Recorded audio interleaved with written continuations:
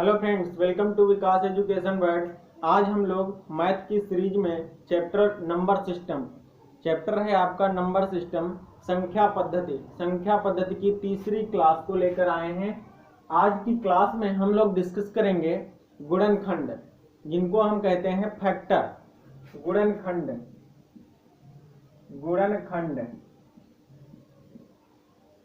इन्हें हम कहते हैं फैक्टर। इंग्लिश में हम इन्हें क्या कहते हैं? फैक्टर्स। गुणनखंड हम डिस्कस करेंगे और इसी प्रकार से एक मिलता जुलता नाम आप लोगों ने सुना होगा, गुणज, जिन्हें हम कहते हैं मल्टीपल। इनके अनेक नाम होते हैं दोनों के। हम लोग आज इनको विस्तार से डिस्कस करेंगे, समझेंगे और इन पे बेस्ड क्वेश्चन करेंगे। तो चलिए शुरू करते हैं कि किसी नंबर का जो गुणज और गुणनखंड होता है वो क्या होता है। जैसे अगर कोई संख्या लिखी है 3, आपके पास है, तो अगर 3 के हम गुणनखंड निकालेंगे तो 3 के गुणनखंड जो होते हैं, किसी भी नंबर का गुणनखंड या फैक्टर वह संख्या होती है जो अपनी प्रीवियस संख्या को पूर्णतः विभाजित करे। तो 3 को 1 विभाजित करेगा और स्वयं 3 खुद करेगी। तो 3 एक अभाज्य संख्या, इसलिए इसके केवल 2 ही गुणनखंड होंगे, 1 और 3। या तो वो संख्या 1 होगी जो 3 को विभाजित करेगी, और या तो वो संख्या खुद स्वयं होगी 3। इस प्रकार से 3 के 2 गुणनखंड हो गए। अगर हम 3 के गुणज निकालें, गुणज का मतलब होता है उसका पहाड़ा। जैसे 3 के अगर हमें 3 गुणज निकालने हैं तो 3 एकन्ना 3, 3 दूनी 6, 3 तिया 9। ये 3 के क्रमागत 3 गुणज हो गए। 3 के क्रमागत पहले 3 गुणज कौन कौन है? 3, 6 और 9। इस प्रकार से गुणज जो होते हैं उनको हम लोग कहते हैं अपवर्त्य। इन्हें एक और नाम दिया जाता है अपवर्त्य।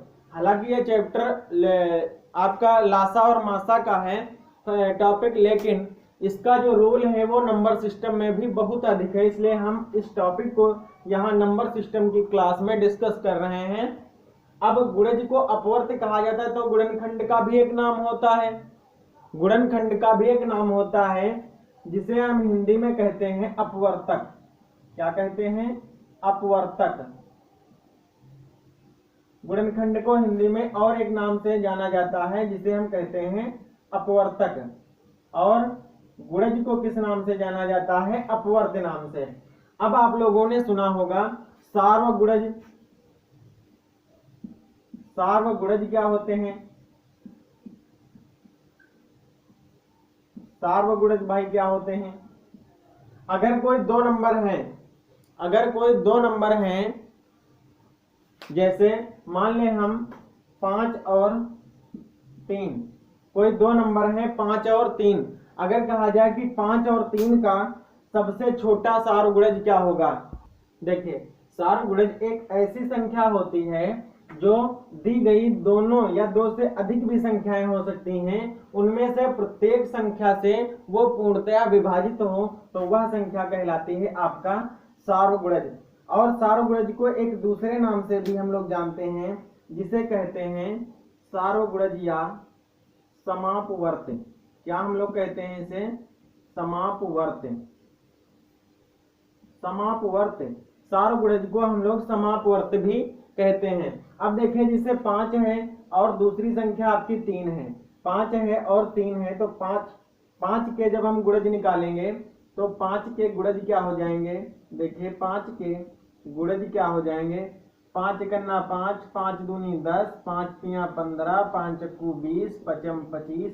इस प्रकार से इसके गुणज जो होते हैं वो किसी भी नंबर के अनंत होते हैं। गुणज जो होते हैं वो किसी भी नंबर के अनंत होते हैं। ये सीधा क्वेश्चन पूछा जाता है कि किसी भी संख्या के गुणज कितने हो सकते हैं संभव, तो वो अनंत हो सकते हैं। किसी भी संख्या के गुणज अनंत हो सकते हैं, लेकिन उसके गुणनखंड की लिमिट होती है। एक लिमिट में या एक सीमा होती है, या हम कह सकते हैं कि गुणनखंड की एक निश्चित संख्या होती है, एक निश्चित संख्या होती है।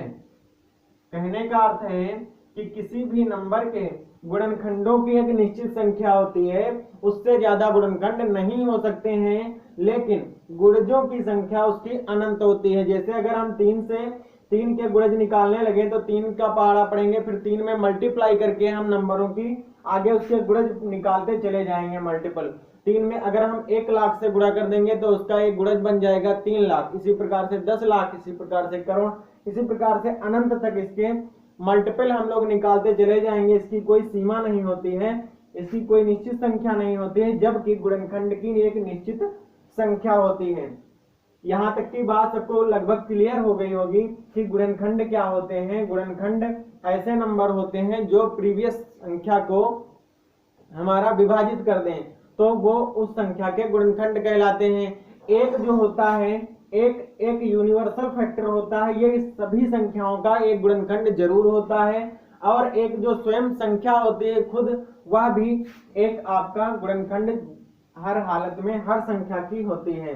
नेक्स्ट अगर हम जो गुणज देखें तो गुणज में एक जो संख्या होती है वो प्रत्येक अपने स्वयं का ही गुणज होती है। जैसे 3 का अगर हम गुणज निकालेंगे तो 3 एकन्ना 3, 10 का अगर हम गुणज निकालेंगे तो 10 एकन्ना 10, मतलब किसी भी संख्या का वो स्वयं संख्या एक गुणज अवश्य होती है।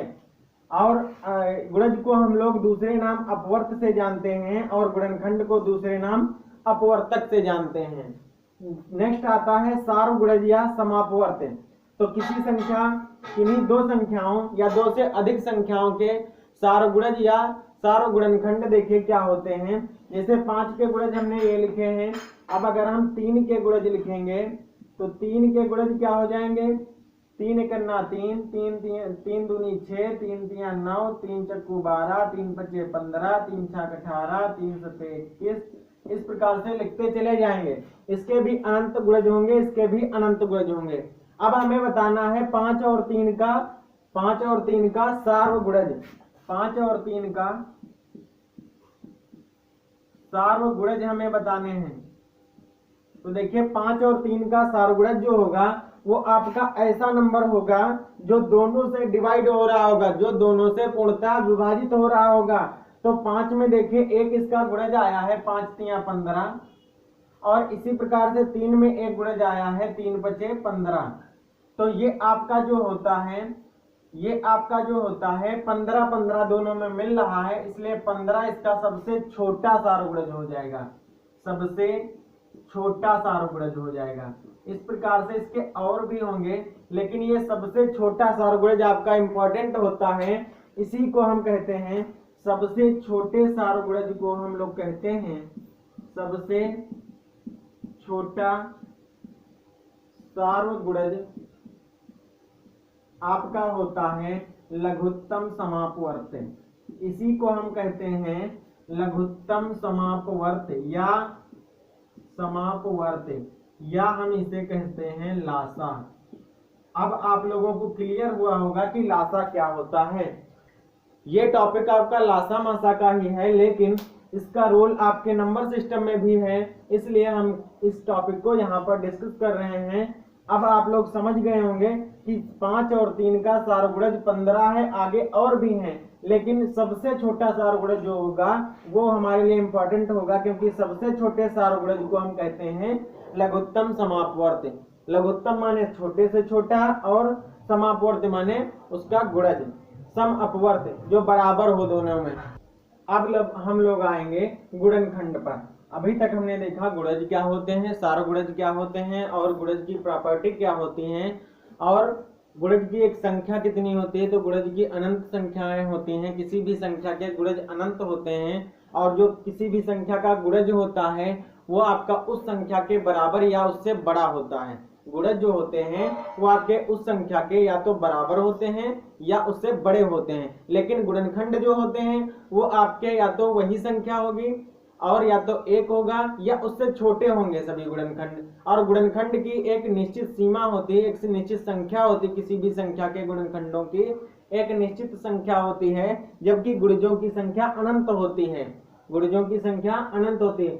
और गुणनखंड ऐसे नंबर होते हैं जो उस प्रीवियस नंबर को पूर्णतया विभाजित कर रहे होंगे। गुणनखंड ऐसी संख्याएं होती हैं जो प्रीवियस संख्या को पूरा पूरा विभाजित कर रहे होंगे।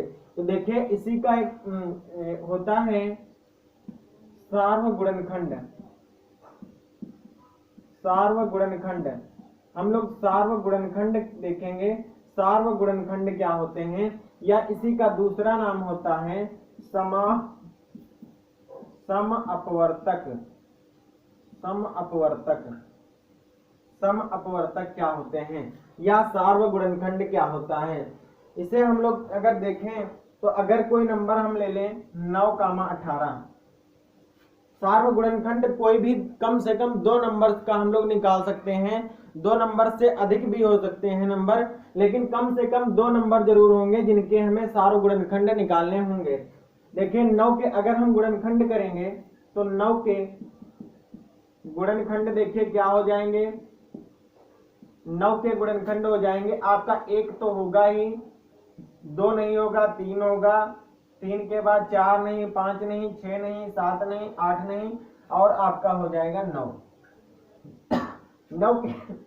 9 के केवल 3 गुणनखंड होंगे आपके 1, 3, 9। इसी प्रकार से अगर हम 18 के गुणनखंड निकालेंगे, 18 के गुणनखंड अगर हम निकालेंगे तो देखिए कितने होंगे। 1 होगा, 2 होगा, 3 होगा, 4 नहीं होगा, 5 नहीं होगा, 6 होगा, 7 नहीं होगा, 8 नहीं होगा, 9 होगा, फिर 10 नहीं होगा, 11 नहीं होगा, 12 नहीं होगा, और फिर डायरेक्ट आपका हो जाएगा 18। डायरेक्ट आपका हो जाएगा 18। तो 9 के गुणनखंड हमने देखे ये होते हैं, 18 के गुणनखंड ये होते हैं। अब हमें दिखाना है सार्वगुणनखंड। सार्वगुणनखंड का मतलब होता है ऐसा नंबर जो दोनों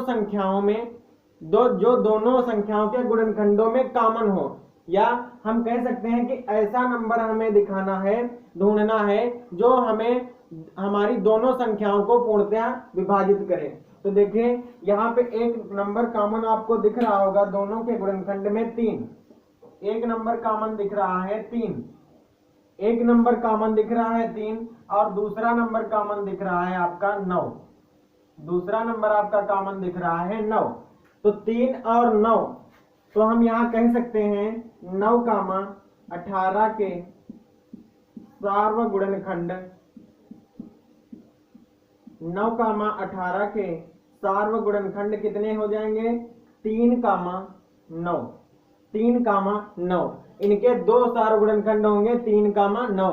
सार्वगुणनखंड एक ऐसी संख्या होती है जो दी गई दोनों या 2 से अधिक संख्याओं को, या हम कह सकते हैं दी गई सभी संख्याओं को पूर्णतया विभाजित करें। जैसे 3 है यहाँ पे इसका सार्वगुणनखंड, तो 3 दोनों संख्याओं को पूर्णतया विभाजित करेगा। 9 है तो 9 दोनों संख्याओं को पूर्णतया विभाजित करेगा। इस प्रकार से हम कह सकते हैं कि 3 और 18 के सार्वगुणनखंड हैं। यहां तक की बात सबको क्लियर है। नेक्स्ट अगर हम देखें कि 9 और 18 का सबसे 3 और 18 का सबसे छोटा सार्वगुणनखंड,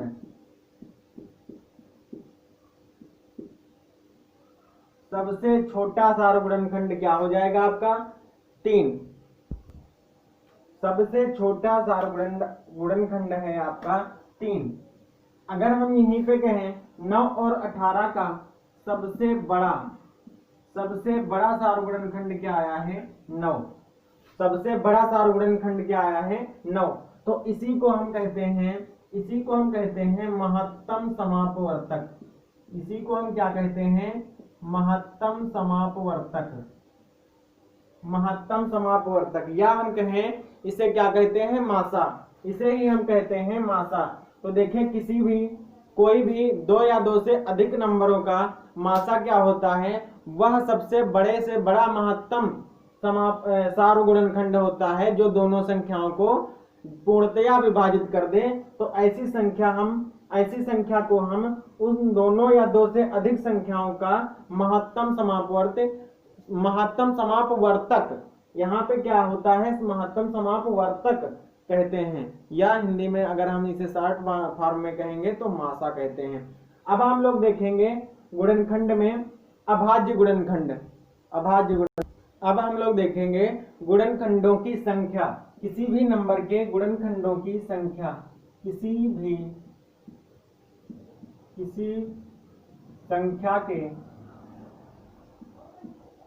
संख्या के गुणनखंडों की संख्या, हम लोग किसी भी संख्या के गुणनखंडों की संख्या कैसे निकालेंगे कि इस संख्या के कितने गुणनखंड होंगे। तो जैसे अगर हमें निकालना है, कोई नंबर हमें दिया गया है, जैसे हम मान लें 240, हमें कोई नंबर दिया गया है 240, हमसे क्वेश्चन में पूछ रहा है 240 के सभी गुणनखंडों की संख्या कितनी है, संख्या बताइए। हमसे ये क्वेश्चन पूछा गया है 240 के सभी गुणनखंडों की संख्या बताइए। अब हम लोग कैसे निकालेंगे 240 के सभी गुणनखंड? पहले तो हम इसके गुणनखंड करेंगे। 240 के गुणनखंड हम लोग इस प्रकार से करेंगे, 2 करना 2, 2 दूनी 4, 2 छंग 12, 2 जीरो 0, 2 तिया 6, 2 सिफरम 0, 2 15, 3 25, 5 51। इस प्रकार से हम लोग आशा करते हैं कि आप लोग गुणनखंड कर लेते होंगे। जैसे 2 एकन्ना 2, 2 दूनी 4, 2 सिफरम 0, 120 है। फिर 2 से हम डिवाइड करेंगे, 2 छंग 12, 2 सिफरम 0। ये बहुत आसान होता है। अगर हम यहाँ से देखें तो 240 के फैक्टर आ गए हैं आपके 2 गुणे 2 गुणे 2 गुणे 2 गुणे 3 गुणे 5। इसको अगर हम घात के रूप में लिखें तो 2 की पावर कितनी हो जाएगी?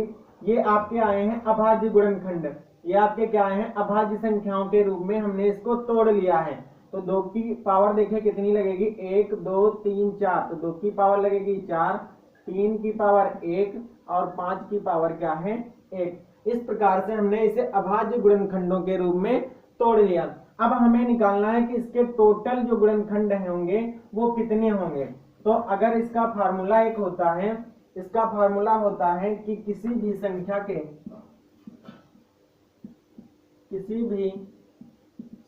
के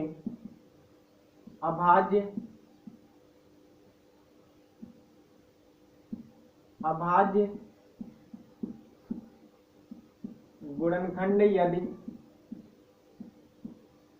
a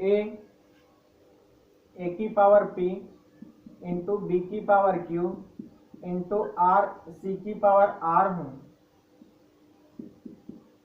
देखिए इस फॉर्म में हमें मिल रहे हैं ये अभाज्य गुणनखंड, तो उसके कुल गुणनखंडों की संख्या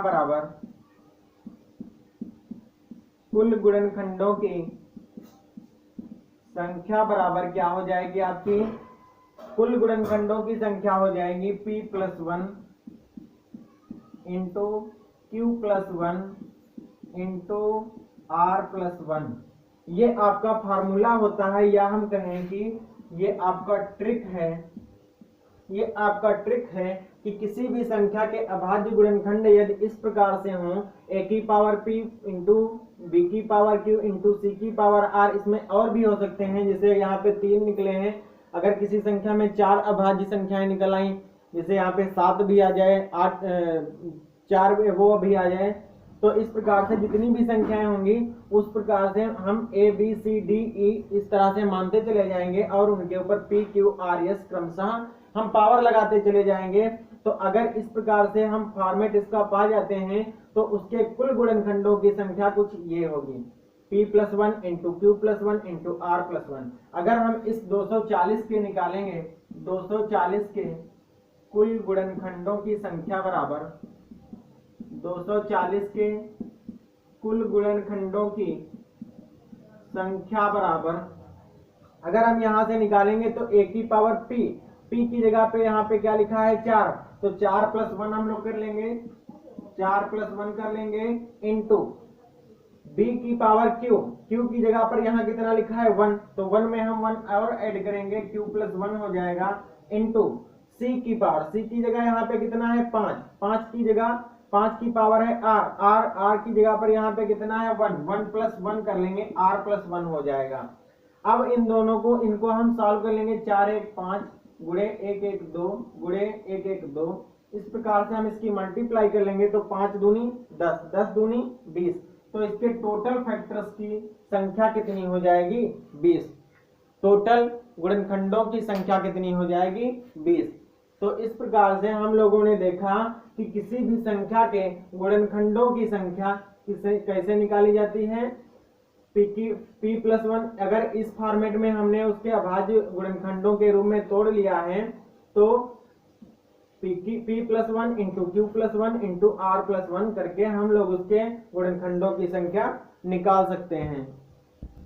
अब ये जो गुणनखंड आए हैं आपके 20, ये जो 20 आए हैं गुणनखंड, अभी इसमें आपके अभाज्य गुणनखंड भी हैं, सम गुणनखंड भी हैं, विषम गुणनखंड भी हैं, भाज्य गुणनखंड भी हैं। इस प्रकार से इसमें टोटल गुणनखंडों की संख्या सम्मिलित है। इसमें क्या है, टोटल गुणनखंडों की संख्या सम्मिलित है। और अब हम देखेंगे कि किसी भी संख्या के अभाज्य गुणनखंडों की संख्या क्या होगी।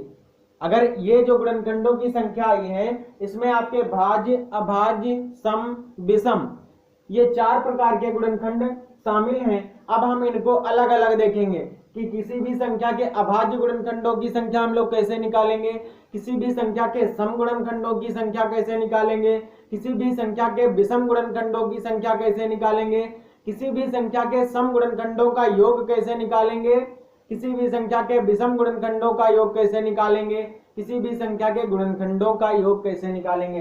तो इस प्रकार से हम नई नई ट्रिक से सीखेंगे। अगर हमारा वीडियो आप लोगों को पसंद आ रहा हो तो प्लीज लाइक जरूर कर दें और अपने दोस्तों तक ज्यादा से ज्यादा शेयर कर दें। और आप अगर हमारे चैनल पर नए हैं तो प्लीज चैनल को सब्सक्राइब जरूर कर लें और बेल आइकन को जरूर दबा लें। चलिए हम देखते हैं अब कि अभाज्य गुणनखंडों की संख्या कैसे निकालते हैं। जैसे डायरेक्ट क्वेश्चन आपसे पूछ लिया गया है 240 के अभाज्य गुणनखंडों की संख्या बताइए। अब आप कैसे निकालेंगे, पहले तो हमें वही पूरा प्रोसेस करना है। 240 के हम लोग फैक्टर करेंगे, अभाज्य संख्याओं के रूप में उसे तोड़ेंगे, इसे 2 से हम डिवाइड करेंगे, फिर 2 से, फिर 2 से, फिर 2 से, फिर 3 से, फिर 5 से। इस प्रकार से 240 के अभाज्य गुणनखंड हमने किए। अभाज्य गुणनखंडों के बाद में इस पावर के रूप में हम उसको लिख लेंगे। फिर एक फार्मूला होता है, देखिए क्या होता है, किसी संख्या a की पावर x इंटू b की पावर y इंटू c की पावर z के अभाज्य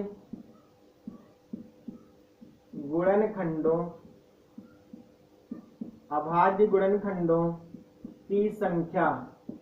यहाँ पे देखिए ये फार्मूला है कि अगर कोई संख्या दी है, जैसे कोई भी संख्या दी होगी तो उसको हम पहले अभाज्य संख्याओं के टुकड़ों में डिवाइड करेंगे, फिर अभाज्य गुणनखंडों के रूप में जब डिवाइड करके उसको पावर के रूप में लिख लेंगे तो वो संख्या कुछ इस फॉर्मेट की हो जाएगी। फिर इस संख्या के अभाज्य गुणनखंडों की संख्या क्या हो जाएगी, x plus Y plus Z, x plus Y plus Z. यहाँ पे a b c क्या है, a b c क्या है, अभाज्य गुणनखंड है, अभाज्य गुणनखंड है या अभाज्य संख्याएं हैं। a b c क्या है, अभाज्य संख्याएं हैं। a b c क्या है, अभाज्य संख्याएं हैं आपकी। यहाँ पे जैसे 2 लिखा है और यहाँ पे 3 लिखा, अगर हम 6 की पावर 1 लिख देंगे तो नहीं होगा। यहाँ पे 2 3 5 या जो भी ये बेस वाली संख्याएं, आधार संख्याएं आएंगी, वो हमारी कैसी संख्याएं होनी चाहिए, अभाज्य होनी चाहिए। मतलब कि उनके अब कोई भी फैक्टर ना हो, ऐसी संख्याएं होनी चाहिए।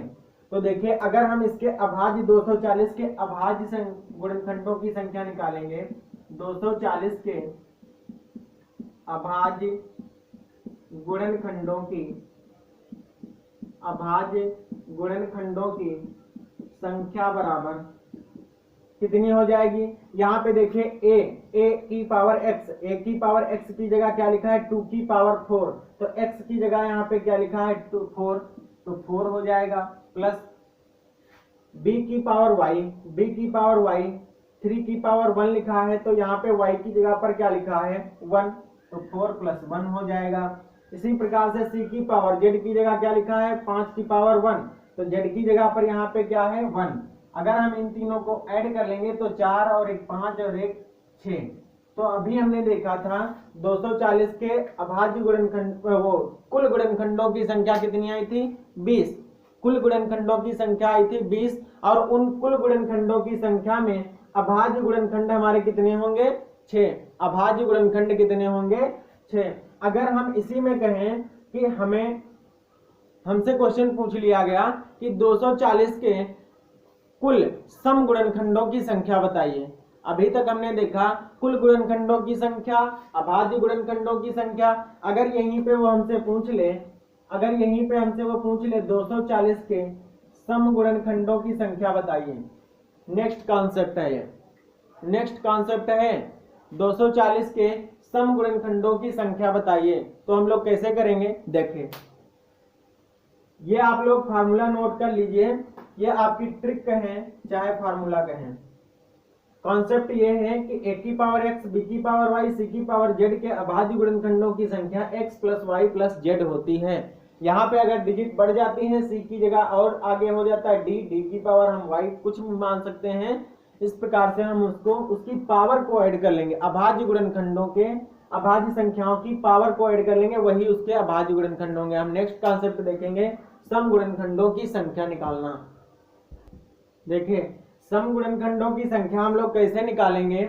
अगर कोई संख्या 240 आपकी दी है, 240 के सम गुणनखंडों की संख्या में निकालनी है, तो 240 के पहले हम फैक्टर करेंगे और फिर अभाज्य संख्याओं की पावर के रूप में उसके फैक्टर्स को हम लिख लेंगे। जैसे 2 की पावर 4, 3 की पावर 1, 5 की पावर 1। यहाँ पे जो 2 है ये कैसी संख्या है, ये आपकी सम संख्या है। ये कैसी है सम संख्या है, जबकि 3 और 5 क्या है विषम संख्याएं हैं। तो यहाँ पे अगर हमें सम गुणनखंडों की संख्या निकालनी है, सम गुणनखंडों की संख्या निकालनी है, तो जो सम वाली संख्या होगी, सम वाला जो गुणनखंड होगा जिसे 2 लिखा है, तो 2 की पावर जो होगी उसमें हम ऐड कुछ नहीं करेंगे, उसकी पावर में कुछ नहीं ऐड करेंगे। जैसे हम लिख लेंगे यहाँ पे 4, केवल 4 ही लिखेंगे, और बाकी अगर विषम है संख्या जैसे 3 है तो 3 की पावर में हम 1 ऐड करके लिखेंगे, इंटू 5 की पावर 1 है तो इसमें भी 1 ऐड करके हम लोग लिखेंगे। इस प्रकार से अगर हम इसका कॉन्सेप्ट देखें तो कुछ इस प्रकार से बनता है कि सम गुणनखंडों की संख्या बराबर, यहाँ पे लिख लें a की पावर p, b की पावर q एंड c की पावर r के सम गुणनखंडों की संख्या बराबर क्या हो जाएगी। यहाँ पे p जो होगा वो केवल p ही रहेगा, इंटू q + 1 हो जाएगा, इंटू r + 1 हो जाएगा। जहां a एक सम संख्या है, जहां a एक सम संख्या है, सम अभाज्य संख्या है। a एक क्या है सम अभाज्य संख्या है, जबकि b और c क्या है अभाज्य संख्याएं हैं। b और c अभाज्य संख्याएं हैं। ये इसका नया अप्रोच बनता है सम संख्याओं की ट्रिक वाला। सम संख्याओं की ट्रिक क्या होगी, सम गुणनखंडों की ट्रिक क्या होगी। अगर कोई संख्या कुछ इस फॉर्म में मिलती है, a की पावर p, b की पावर q और c की पावर r, जहां पे a क्या है आपकी सम अभाज्य संख्या है, जैसे 2, a की पावर a जो है वो सम अभाज्य संख्या है, तो उसके सम गुणनखंडों की संख्या क्या हो जाएगी। जो सम संख्या होगी उसकी जो पावर होगी p, उसमें हम कुछ भी नहीं ऐड करेंगे, उसको p केवल ही लिख लेंगे, और q में +1 करेंगे और r में भी +1 करेंगे, तीनों की मल्टीप्लाई कर लेंगे तो हमें सम गुणनखंडों की संख्या प्राप्त हो जाएगी। सम गुणनखंडों की संख्या प्राप्त हो जाएगी। देखिए अगर हम यहाँ पे p लिखेंगे तो p यहाँ पे कितना हो जाएगा 4, p यहाँ पे कितना हो जाएगा 4 इंटू q की जगह यहाँ पे कितना लिखा है 1, 1 + 1 कर लेंगे इंटू 5 की पावर 1 r कितना है यहाँ 1, 1 + 1 कर लेंगे। इस प्रकार से हमने देखा कि 4 गुणे 2 गुणे 2 आ रहा है। अगर इनकी मल्टीप्लाई करेंगे तो 4 दूनी 8, 8 दूनी 16। तो 240 के समगुणनखंडों की संख्या कितनी आई है 16।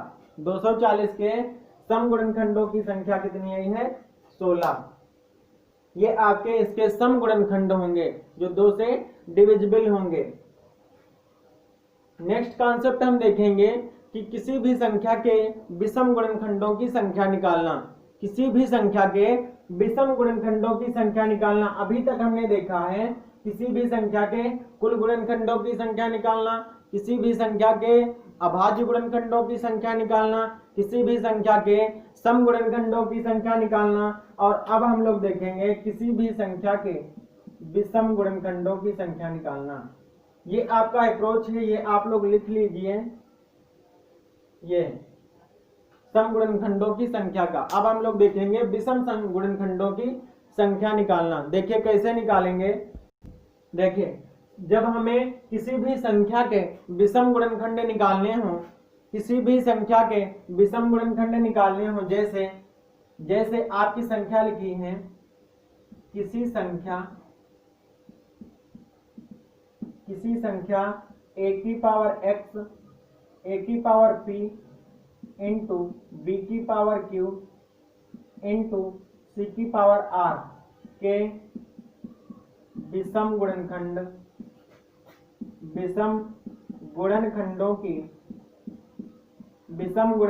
की संख्या, विषम गुणनखंडों की संख्या निकालनी हो तो वो क्या हो जाएगी। a यहाँ पे जो है a आपका सम संख्या है तो a की पावर को ही हम नहीं लिखेंगे। जैसे a की पावर p है तो p को ही हम छोड़ देंगे और यहाँ पे शुरुआत करेंगे q से, तो q + 1 इंटू r + 1। तो यहाँ पे देखिए अगर हम कहें तो p की पावर या जो सम संख्या होगी, यहाँ पे जैसे 2 है तो 2 इसका फैक्टर जो है वो कैसा है सम है। तो हम जब विषम गुणनखंडों की संख्या निकालेंगे तो वहां पे सम वाली पावर को ही छोड़ देंगे, उसको नहीं उसमें मल्टीप्लाई करेंगे।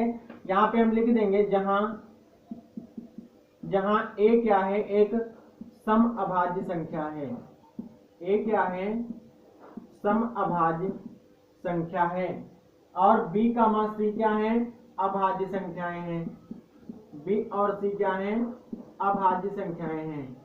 ये आपकी विषम अभाज्य संख्याएं, विषम अभाज्य संख्याएं हैं। ये आपकी कैसी हैं विषम अभाज्य संख्याएं हैं b और c। तो यहाँ पे ये इसका जो कॉन्सेप्ट है a की पावर p एंड b की पावर q एंड c की पावर r के विषम गुणनखंडों की संख्या q + 1 r + 1 होगी। यहाँ पे a क्या है सम अभाज्य संख्या है, a एक सम अभाज्य संख्या जिसे 2, तो इसकी पावर को हम यहाँ पे नहीं लिखेंगे, 2 की पावर को हम नहीं लिखेंगे। हम शुरुआत करेंगे कि विषम वाली संख्या से, जैसे 3 है तो 3 की पावर 1, यहाँ पे q होगा, इसे फार्मूले में q होता है तो q + 1 लिख लेंगे इंटू r + 1 लिख लेंगे। अगर हमें 240 के निकालने हैं, 240 के विषम गुणनखंडों की संख्या बराबर क्या हो जाएगी, 240 के विषम गुणनखंडों की संख्या क्या हो जाएगी। देखिए यहाँ पे 2 जो है वो सम संख्या है, इसकी पावर हम छोड़ देंगे, 3 की पावर 1 से स्टार्ट करेंगे तो 1 + 1 इंटू 5 एक विषम संख्या है तो 5 की पावर 1 + 1 लिख लेंगे इंटू इसकी हम गुणा करेंगे तो 2 × 2 बराबर कितना आ जाएगा 4। तो 240 के विषम गुणनखंडों की संख्या कितनी हो गई 4। 240 के विषम गुणनखंडों की संख्या आपकी कितनी है 4। इस प्रकार से हम लोग विषम गुणनखंड निकाल सकते हैं।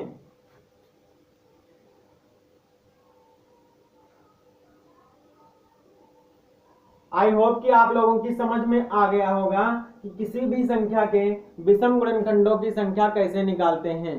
विषम गुणनखंडों की संख्या कैसे निकालते हैं, एक यूनिट, एक फार्मूला, एक ट्रिक है। ये है आपकी किसी भी संख्या के विषम गुणनखंडों की संख्या निकालना। कैसे निकालेंगे, पहले उस संख्या के हम लोग फैक्टर कर लेंगे, जो प्राइम फैक्टराइजेशन मेथड होता है उससे अभाज्य गुणनखंड निकालेंगे, फिर उनको अभाज्य गुणनखंडों की संख्या के पावर के रूप में लिख लेंगे इस प्रकार से, और जो उसमें सम संख्या होगी उसकी पावर को ना लिख करके और जैसे गुणनखंड हम लोग निकालते हैं उसी प्रकार से लिख देंगे, निकाल लेंगे तो वो हमें प्राप्त होंगे, जो वो विषम गुणनखंडों की संख्या प्राप्त हो जाएगी। नेक्स्ट कॉन्सेप्ट अब हम देखेंगे कि गुणनखंडों का योग कैसे हम लोग फाइंड करेंगे, गुणनखंडों का योग। तो ये हम अब टॉपिक नेक्स्ट वीडियो में डिस्कस करेंगे, नहीं तो वीडियो बहुत लंबी हो जाएगी। अगर आप लोगों को हमारा ये कॉन्सेप्ट, हमारी ये क्लियरिटी आप लोगों को समझ में आ रही हो, तो अगर पसंद आ रही हो तो प्लीज वीडियो को लाइक जरूर करें और अपने दोस्तों तक शेयर करें। और अगर आप हमारे चैनल पर नए हैं तो हम डेली इसी प्रकार के नए नए कॉन्सेप्ट और नई नई ट्रिक के साथ आप लोगों के साथ साझा करेंगे। और अगर आप हमारे चैनल पर नए हैं तो प्लीज चैनल को सब्सक्राइब जरूर कर लें और बेल आइकन को जरूर दबा लें और अपने ये जो वीडियो है अपने दोस्तों तक ज्यादा से ज्यादा शेयर करें। Thank you.